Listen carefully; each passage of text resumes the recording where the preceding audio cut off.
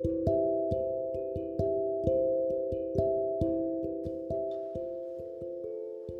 guys, how are you?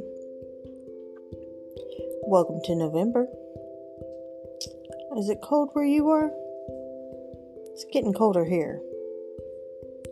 I don't enjoy the cold. I like 60-degree weather or warmer.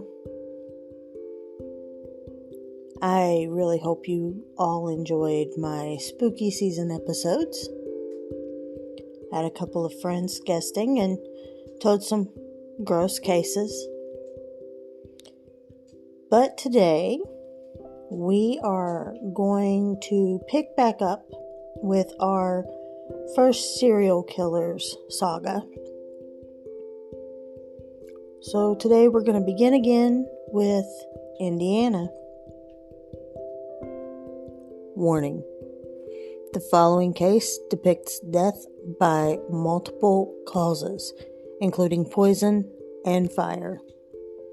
Listener discretion is advised.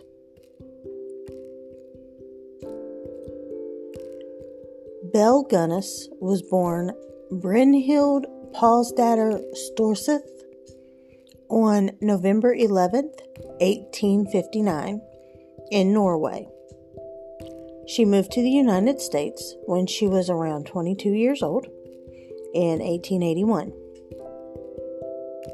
Fun fact, I'm actually recording this on November 11th. While being processed as an immigrant, she officially changed her name to Belle and then traveled to Illinois to stay with her sister Nellie, who had immigrated several years earlier. Belle was around 5 foot 7 inches tall and weighed about 210 pounds. Now, I truly believe her size was mostly due to the type of work that she did. She was all muscle. She had been a domestic servant, or a maid, if you will. And then she worked in a butcher shop. It takes a lot of muscle. In 1884, she married a man by the name of Mads Sorensen. The couple owned a candy store that, unfortunately, burned to the ground. Their home would also burn down, allowing the couple to cash out 2 insurance policies.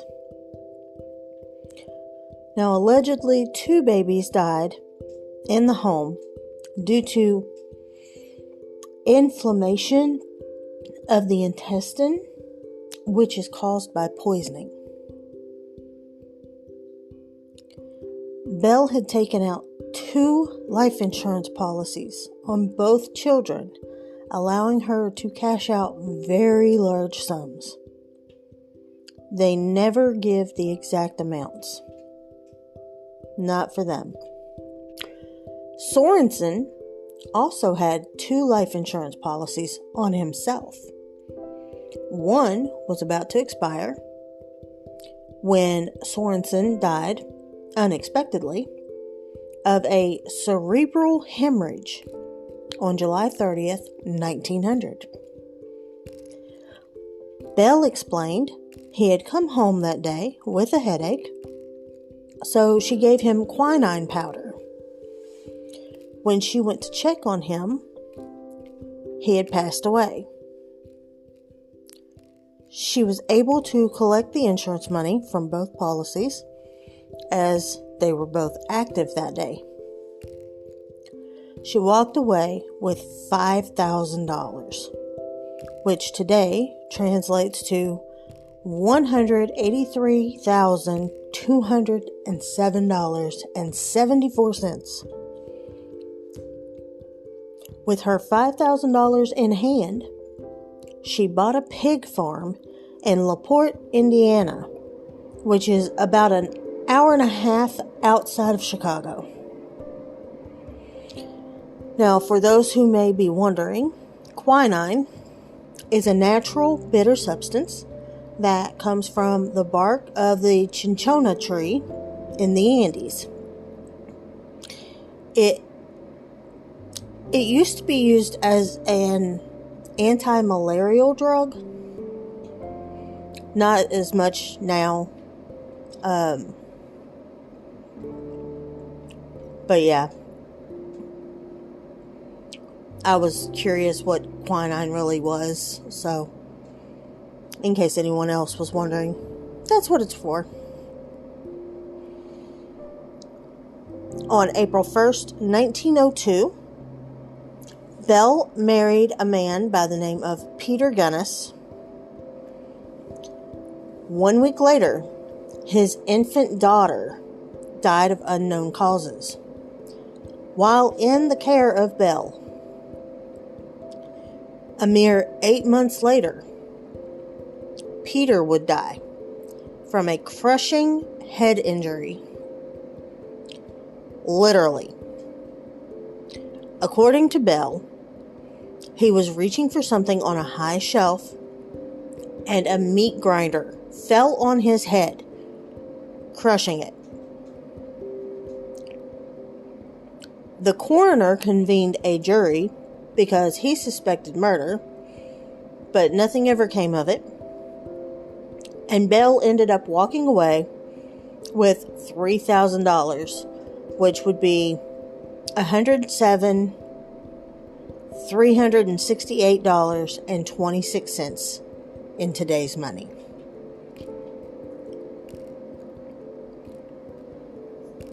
Now, Bell never remarried right away. And after Peter, she never remarried at all. She did, however, start putting marriage ads in the Chicago papers around 1905. Henry Gerholt, who was a farmhand from Wisconsin, answered her very first ad. He decided to travel to LaPorte to meet Bell and see how he liked the farm. He wrote his family, stating he did, in fact, like the farm, and he would appreciate it if they would send him some seed potatoes. When they never heard from him again, they contacted Bell, who told them that he had went with some horse traders to Chicago, and she hadn't heard from him after that. She kept his trunk and his fur overcoat, though. In 1906, after several months of correspondence, John Moe decided to travel to the farm to meet Bell in person.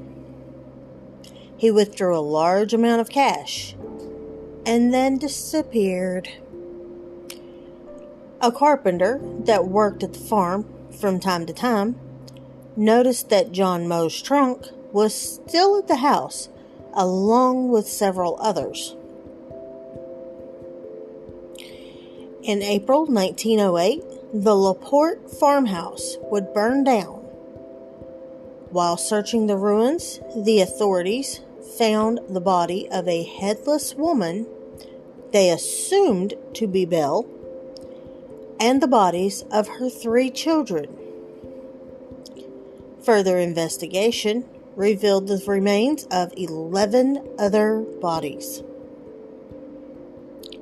The police were contacted by a man named, I hope I don't butcher it, Azel Helgelien. I hope I said that right. In regards to his missing brother Andrew. He had found correspondence between Bell and Andrew that involved her asking him to move to LaPorte, bring money, and keep the move a secret. As they searched the farm, they noticed soft depressions where the pig pen was. After a gentle dig, they discovered a gunny sack with 2 hands 2 feet, and a head.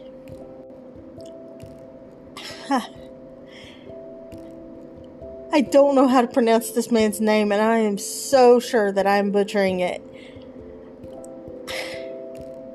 Azel was able to recognize the head as his brother Andrew. After the discovery, authorities started searching more of the soft depressions around the yard. They ended up finding multiple burlap sacks with body parts that were all butchered the same way and blunt trauma to the skull. After finding 5 bodies on the first day and 6 bodies on the second, the police stopped keeping track. In November 1908, Ray Lampher, who had been a hired hand and the on-again, off-again lover of Belle, was arrested and convicted for arson of the farmhouse. He confessed that Belle was basically luring men to the farmhouse to steal from them, and then she would kill them. He also admitted he was the one that buried the bodies. However, he told the authorities that the body they believed to be Belle Gunness was in fact a victim, and Belle had fled the area.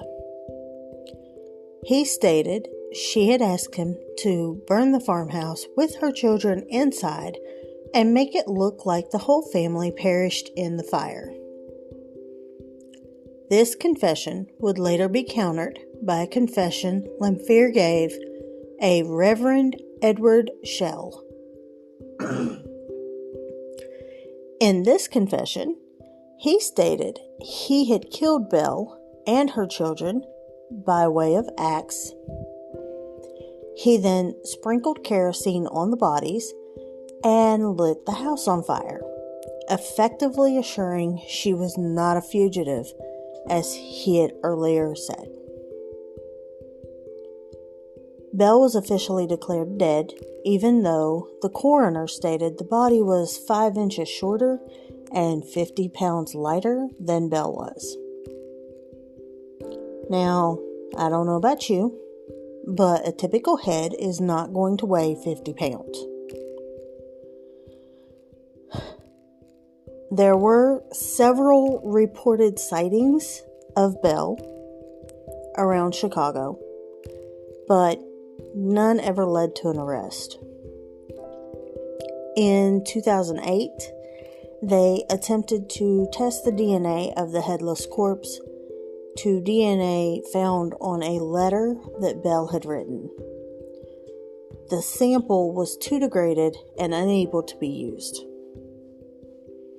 The LaPorte Historical Society Museum has a permanent exhibit for Belle Gunness and her crimes. So what do you think? Do you think Belle Gunness was actually roaming free to kill more? Or did she die at the hands of her lover? Personally, I think she may have ran. I think the first confession from Ray was the correct confession. Of course, it's purely speculation because we'll never know. So, if you've been following the podcast since October, then you know that I have set some goals. I would really appreciate your help completing them. I can't complete these goals without you guys.